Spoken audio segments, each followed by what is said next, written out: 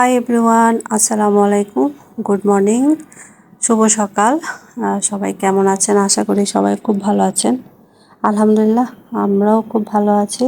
তো সকাল সকাল রান্নার জন্য সব কিছু বের করছিলাম যে কি রান্না করব আর কি করব না সেটাই ডিসাইড করছিলাম। তবে ছোট ছেলের যেহেতু এতদিন যাবত অসুস্থ ছিল, ভালো মন্দ কিছুই খেতে পারছিল না, ওর জন্য সবজি রান্না করলে এখন মুখে নিতে চাইছে না।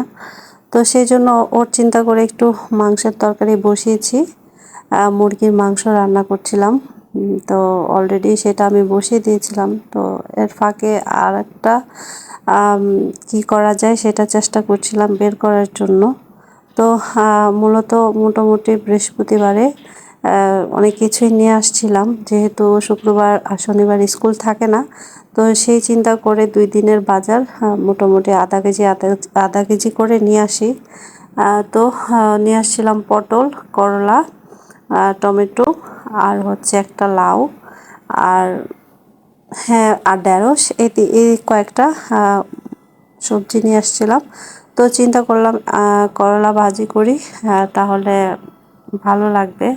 কারণ হচ্ছে যে করলার রুচি বাড়ায়, আর করলাতে অনেক উপকার আসে খাওয়ার ফলে। তো আমার কাছে করলাটা খুবই পছন্দের, আমি খুব পছন্দ করি। আর আমার ঘরের আরও 2জন পছন্দ করে, সেটা হচ্ছে আমার বড় ছেলে এবং ছেলের আব্বু। আমার ছোট ছেলে খেতে পারে না। তো ওর চিন্তা করে মাংসের তরকারি রান্না করা হচ্ছে। তো ও প্রতিদিন আসলে মাংস তরকারিই চায়। তো প্রতিদিন তো সম্ভব না, আর প্রতিদিন আসলে মনেও চায় না যে মাংসের তরকারি রান্না করি। 1-2 দিন পর পর ওর জন্য একটু করে হলেও মাংসের তরকারিটা রান্না করতে হয়, শুধু 2 ছেলের চিন্তা করে, আমরা বড়রা খাই বা না খাই। তো সেটাই মোটামুটি আমার এই রান্নাটা প্রায় শেষের দিকে। তো চিন্তা করলাম যে এটা হতে থাকুক, আর এই ফাঁকে আমি আমার বাকি কাজগুলো করে নিই। করলা যেহেতু নামিয়েছি, তো করলাটাকে কাটতে হবে। তো আমি দেখাচ্ছিলাম যে কি আমি আসলে ভাত আমার হয়ে গেছে সেটা দেখাচ্ছিলাম, আর থালা বাসন রাখার ট্রেটা এখানে নিয়ে আসছি সেটাই দেখাচ্ছিলাম। এই ট্রেটা একটু ভেতরের দিকে ছিল, তো এখন একটু সামনের দিকে নিয়ে আসছি। কারণ হচ্ছে ভিতরের দিক থেকে আমার ছেলে বিশেষ করে চায়ের চামচ বা কাঁটা চামচ এগুলো নিতে ওর প্রবলেম হয়। তো সেই জন্য একটু সামনে নিয়ে আসলাম যেন ওর এগুলো নিতে সুবিধা হয়। তো সেটাই। তো যাই হোক, মুরগির গোস্তটাকে কষাচ্ছিলাম, তবে ঝোল দেব না যেহেতু বাচ্চারা খাবে। তো সেই চিন্তা করে ঝোল একটু সামান্য পরিমাণে রাখবো। মোটামুটি আলু সিদ্ধ হয়ে গেলেই একটু পানি দিব, আর পানি দেওয়ার পর একটুখানি বয়েল করব, মেবি 5-10 মিনিট। তো বয়েল করার পর ইনশাল্লাহ এটা রান্নাটা কমপ্লিট হয়ে গেলে আমি নামিয়ে নেব। তো গাইস, এটা হতে থাকুক, আর এই ফাঁকে আমি করলাটা যেহেতু নামিয়েছি, করলাটা বেশি হয়ে যাবে, তো এতগুলো রান্না করব না। এর মধ্যে দেখি যে একটা পেকে গেছে, তো সেটাকে আর নেব না, সেটা ময়লাতে রেখে দিলাম, মানে সবজি যেখানে কেটেছিলাম সেটাতে রেখে দিলাম। তো মেবি 4-5টা করলা ভাজি করব, আর সাথে নেব আলু। তো আর অর্ধেকটা রেখে দিলাম, আরেকদিন রান্না করে খাওয়া যাবে। তো আলু আমি পছন্দ করি, সেই জন্য আমি করলাতে আলু ব্যবহার করি। তো আমার হাজব্যান্ড আলুটা একটু অ্যাভয়েড করে, তো সেই জন্য উনি মাঝে মধ্যে আমাকে বলে যে করলাতে আলু দিও না। তো আসলে করলাতে আলু না দিলে করলা একটুখানি ভাজতে ভাজতে একটুখানি হয়ে যায়, আর একটু তেঁতুল যেহেতু বেশি তিতা লাগে, তো আলুটা দেওয়ার পর তিতাটা একটু কম লাগে। তো সেই চিন্তা করি মূলত আলু দিই, আর আলুটা খেতেও আমার ভালো লাগে, জুনাইদও খেতে পছন্দ করে সেই জন্য। তো যাই হোক, বাকিটা আমি রেখে দিচ্ছিলাম ফ্রিজের ড্রয়ারে। আর এই যে একটুখানি কাঁচামরিচ নিয়ে আসছিলাম, আর আমার কি বলে একটু শাকও রয়ে গেছে, তো শাকটাও রাখছিলাম, আর টমেটো। তো এইগুলো হচ্ছে আমার টুকটাক বাজার। আর লাউটা কিভাবে রান্না করব সেটার প্ল্যান এখনো করি নাই, ইনশাল্লাহ করব। তো আমি করলা কাটতে বসে গেছি। করলা কাটতে আসলে আমার বেশি সময় লাগবে না, মোটামুটি অল্প সময়ের মধ্যেই হয়ে যাবে। যেহেতু আমার গোস্তের তরকারি প্রায় শেষ, তো আমি চেষ্টা করব করলাটা তাড়াতাড়ি করে বসিয়ে দেওয়ার জন্য। তো আমি মূলত বেশিরভাগ করলা যখন ভাজি করি আমি একসাথেই সব কিছু দিয়ে বসিয়ে দিই। তো আজকে আমি একটু আলাদা আলাদা করে বসিয়ে রান্না করব, যেমন পেঁয়াজ রসুন একসাথে দিয়ে পরবর্তীতে পেঁয়াজটা হালকা একটু ভাজা হলে তখন দিব। তো গাইস, আপনারা জানি না আমার উপরে কেন এত অসন্তুষ্ট, আমার ভিডিও কেন আপনারা দেখেন না, আমি আসলে সেটা বুঝি না। আপনারা যদি আমাকে কমেন্টস করে বলতেন যে আপনার এইটা পছন্দ হয় না বা ওইটা পছন্দ হয় না, তাহলে আসলে আমি নিজেকে শুধরানোর বুঝতে পারি। আর যেহেতু আপনারা আমাকে কোনো কমেন্টসই করেন না, তো সেক্ষেত্রে আসলে আমার কি ফল্ট হচ্ছে বা কি ভালো হচ্ছে না সেটা আসলে বুঝতে পারি না। তো এই জন্য আপনারা যদি আমাকে কমেন্টস করে বলেন তাহলে অবশ্যই আমি বুঝবো আর শুধরানোর চেষ্টা করব। তো আমার তো মাশাআল্লাহ অনেক সাবস্ক্রাইবার আছে, মোটামুটি আমার যেহেতু 4000-এর উপরে সাবস্ক্রাইবার, এটা আমার জন্য অনেক। হ্যাঁ, তো 4000-এর মধ্যে যদি 100 জন সাবস্ক্রাইবারও আমার ভিডিও দেখতো তাহলে আমার মনটা খুশি হতো। আসলে আমি জানি না যে কেন আমার সাবস্ক্রাইবাররা আমার ভিডিও দেখে না। আমি তো যাদের চ্যানেল সাবস্ক্রাইব করি আমি প্রতিদিন তাদের চ্যানেল অবশ্যই দেখি, আর যাদের আসলে আমার সাবস্ক্রাইব করা আছে তাদের ভিডিও আমি দেখে থাকি। তো আসলে যারা সাবস্ক্রাইব করেছে তারা কেন সাবস্ক্রাইব করেছে আমি জানি না, তারা কেন ভিডিও দেখে না সেটাও জানি না। তো গাইস, আপনারা অবশ্যই অবশ্যই আমার ভিডিও দেখবেন, আর ভিডিও দেখার পর ভিডিওটিতে একটি লাইক দিয়ে দিবেন, তাহলে আমার এই পরিশ্রমটা একটু হলেও সার্থক হবে। আর যখন ভিডিও বন্ধুরা আমার দেখে না, আসলে মনের ভিতর অনেকটাই কষ্ট লাগে, কারণ হচ্ছে যে অনেক অনেক অনেক সময় ব্যয় করে একটা ভিডিও এডিটিং করতে হয় বা সময় দিতে হয়। আর ভিডিও করতেও সময় লাগে, ভিডিও এডিটিং করতেও সময় লাগে, সব কিছুতে আসলে সময় লাগে, সময় ছাড়া তো আসলে কমপ্লিট করা সম্ভব না। তো সেক্ষেত্রে তো অবশ্যই সময় দিতে হবে। তো সেটাই। তো গাইস, আপনারা অবশ্যই অবশ্যই আমার ভিডিও দেখবেন, এটা হচ্ছে আপনাদের কাছে আমার রিকোয়েস্ট।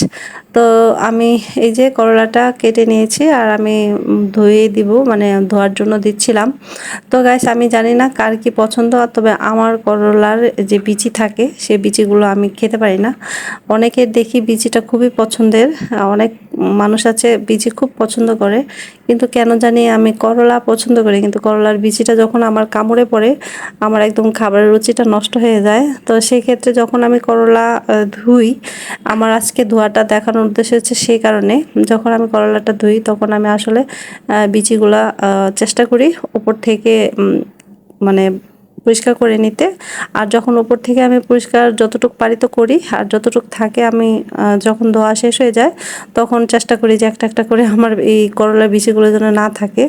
তো আমি সেজন্য আসলে আমার করলা ধুইতে একটু সময় লাগে, যেহেতু বিচিগুলোকে আমার বাছতে হয়।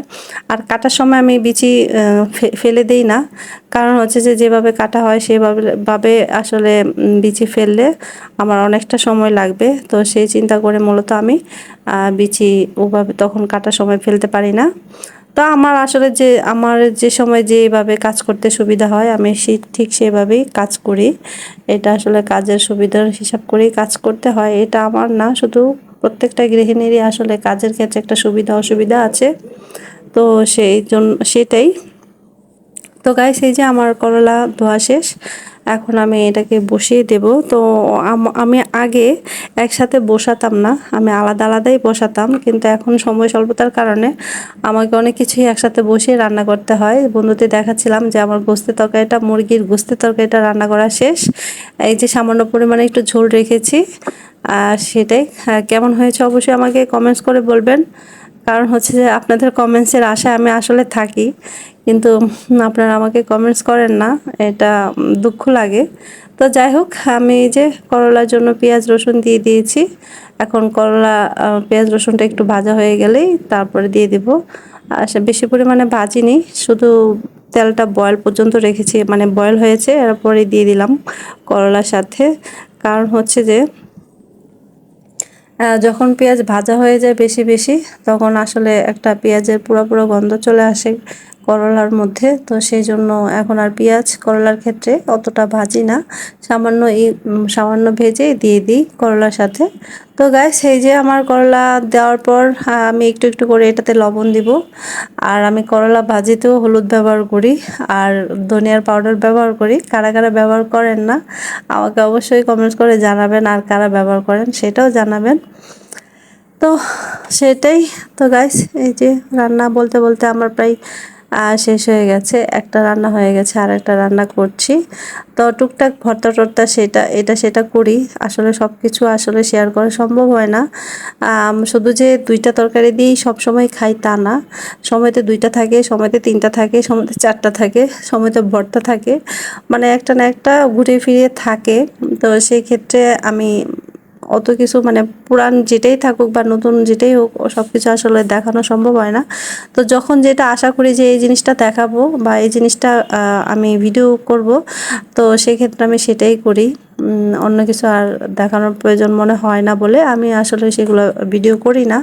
তো আমি চেষ্টা করি এক দুইটা তরকারি দেখানোর জন্য আমার লাঞ্চ মেনুতে। তো আমি অনেক সময় পুরান তরকারিও থাকে, ডাল থাকে, ভর্তা থাকে, অনেক কিছুই থাকে। তো সেইগুলো আর আসলে আমি দেখাই না। আর অনেক সময় আমি করেও থাকি, তো সেটাও আমি দেখাই না। তো যাই হোক, আমি নিজের সুবিধা মতোই সব কিছু দেখাই আর ভিডিও করি। তো গাইস, আজকের ভিডিও আপনাদের কেমন লেগেছে আমাকে অবশ্যই অবশ্যই কমেন্টস করে বলবেন। আর আজকে ভিডিও দেখে যদি আপনাদের কারো ভালো লাগে, অবশ্যই আমার ভিডিওটিতে একটি লাইক দিয়ে দিবেন। আর যারা নতুন আছেন আমার চ্যানেলকে দেখছেন, তারা অবশ্যই ভিডিও দেখার পর আমার চ্যানেলটাকে সাবস্ক্রাইব করে আমার পাশে থাকবেন। তো গাইস, আমি পরবর্তীতে করলা ভাজিতে কয়েকটা কাঁচামরিচ ভেঙে দিয়ে দিয়েছিলাম, কারণ কাঁচামরিচেরও একটা ফ্লেভার আছে, যেন ভালোভাবে সেই ফ্লেভারটা পাওয়া যায়, সেই জন্য কাঁচামরিচটা দিয়ে দিয়েছি। কারণ যেহেতু আমরা বড়রাই খাবো, তো সেই ক্ষেত্রে কাঁচামরিচে তেমন একটা প্রবলেম নাই। আর তাছাড়া আমি তো খাবারের ক্ষেত্রে যখন আমি ভাত খাই তখন আমার 6 7 8টা এরকম কাঁচামরিচ লাগে, আমি কাঁচামরিচ ছাড়া খেতেই পারি না। তো সেটাই তো গাইস, আমার সম্পূর্ণ রান্নাটা শেষ হওয়ার পর আমি আমার বন্ধুদের দেখাচ্ছিলাম। তো আমার আজকের ভিডিও এ পর্যন্তই। আবার আসবো নতুন একটি লাইফস্টাইল ভিডিও ব্লগ নিয়ে, নতুন একটি দিনে, নতুন একটি বারে, নতুন একটি সময়ে। তো আপনারা সবাই ভালো থাকবেন, সুস্থ থাকবেন, নিজের দিকে খেয়াল রাখবেন। আসসালামু আলাইকুম, আল্লাহ হাফেজ।